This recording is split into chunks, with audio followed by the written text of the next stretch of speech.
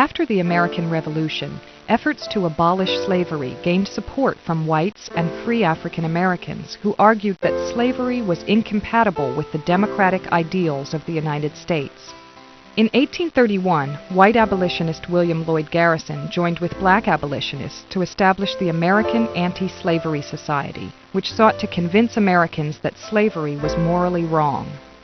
Many black abolitionists, including noted orator Frederick Douglass, eventually broke with the Garrisonians, arguing that political action as well as moral suasion was needed to end slavery.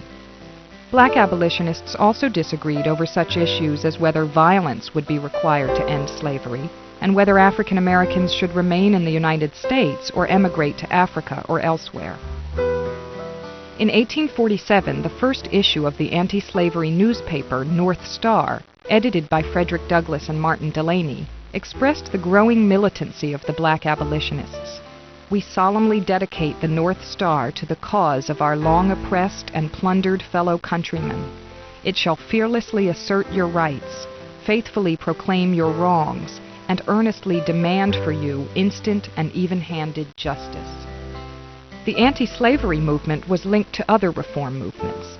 The women's rights movement, which grew rapidly after the 1848 Seneca Falls Convention, received firm support from Douglass and other black abolitionists.